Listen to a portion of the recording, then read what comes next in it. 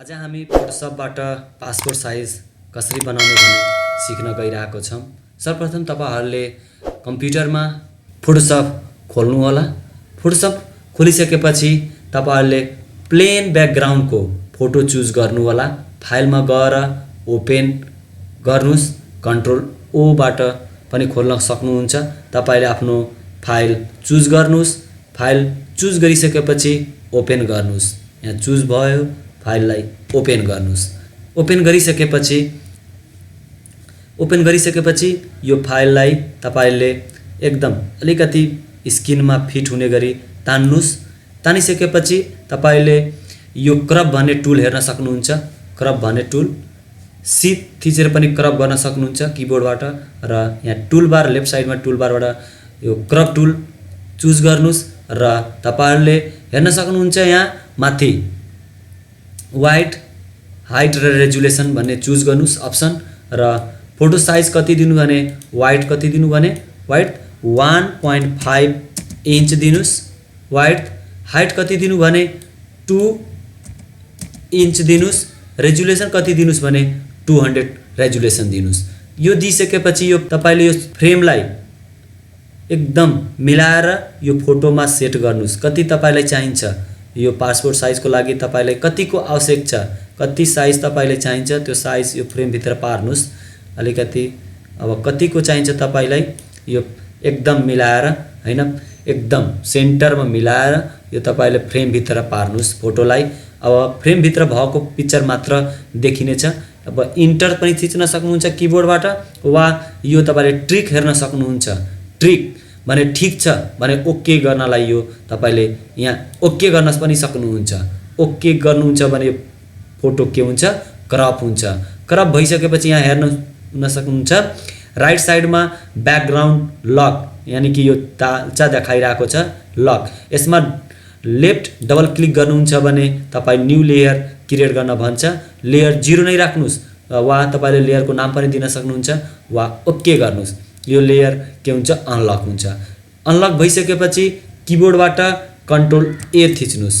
Control ए भनेको फोटोलाई select गर्छ। Select गरिसकेपछि तपाईले एडिटमा जानुस्। एडिटमा गइसकेपछि यहाँ हेर्न सक्नुहुन्छ स्टक। स्टक भनेको के हो भने बोर्डर फोटोको किनारामा स्टक दिन्छ। 10 पिक्सल दिनुस् र कलर के दिनुस् भने ब्ल्याक नै दिनुस्। ओके गर्नुस् र यो लोकेसन भनेको सेन्टरमै राख्नुस्। एज इट इज छोड्दिनुस् यो उता र वाइड 10 पिक्सल दिनुस्, कलर ब्ल्याक दिनुस्, ओके गर्नुस्। हेर्न सक्नुहुन्छ तपाईले यो बोर्डर ब्ल्याक भएको छ। यो बोर्डर ब्ल्याक भएको छ। अब तपाईले के गर्नुहुन्छ भने एडिटमा गएर के गर्नुस् भने तपाईले फिल ट्रान्सफर्म वा तपाईले किबोर्डबाट कन्ट्रोल प्लस टी पनि थिच्न सक्नुहुन्छ वा एडिटमा गएर फ्री ट्रान्सफर्म भनेर गर्नु होला र यसलाई किबोर्डबाट शिफ्ट प्लस अल्ट थिच्नुहुन्छ भने र यसलाई कुनामा गरेर लेफ्ट क्लिक अलिकति छोटो पार्नुस्, सानो पार्नुस् हैन, अनि ओके गर्नुस्। इन्टर थिच्नुस् वा यहाँ तपाईले ट्रिक भने छ त्यसलाई गर्नुस् ताकि त्यो छेउछेउमा ट्रान्सफर्म लेयर होस्, तपाईलाई काट्नलाई सजिलो होस् भनेर। अब जानुस् एडिटमा, फेरि जानुस्। एडिटमा गइसकेपछि तपाईले डिफाइन प्याटर्न तपाईले हेर्न सक्नुहुन्छ। डिफाइन प्याटर्न भनेर तपाईले प्याटर्नको नेम रिनेम गर्न भन्छ वा तपाईले त्यही नेम राखे पनि वाला तपाईले मैले पीपी राखे प्याटर्नको नेम हेर्नु होला है। पीपी राखे, ओके गर्नुस्। यो फाइललाई के गर्नु, यो फोटोलाई मिनिमाइज गरिदिनुस्। नयाँ फाइल खोल्नुस्, न्यू गर्नुस्। किबोर्डबाट कन्ट्रोल प्लस एन पनि गर्न सक्नुहुन्छ। अब यो न्यू फाइललाई तपाईले के नेमले राख्नुहुन्छ, माई पीपी साइज फोटो भनेर लेख्न सक्नुहुन्छ। अब यहाँ कस्टम भनेर जानुस्। कस्टम यहाँ तल हेर्न सक्नुहुन्छ कस्टम र तपाईले आफै यहाँ तपाईले के दिनुस् भने 1200 पिक्सल दिनुस्। 1200 पिक्सल र हाइट कति दिनुस् भने 800 पिक्सल चुज गर्नु भएन। रेजुलेसन कति दिनुस् भने 300 रेजुलेसन पिक्सल पर इन्च गर्नुस् र ब्याकग्राउन्ड कन्टेन्ट के राख्नु भने व्हाइटै राख्नुस्। अरु केही चेन्ज गर्न पर्दैन। ओके गर्नुस्, तपाईको न्यू फाइल ओपन हुन्छ हैन। यसमा तपाईले ओपन भइसकेपछि एडिटमा जानुस्, एडिटमा गइसकेपछि फिल हेर्न सक्नुहुन्छ, किबोर्डबाट शिफ्ट प्लस F5 पनि थिच्न सक्नुहुन्छ, यो एडिटमा गएर पनि हेर्न सक्नुहुन्छ।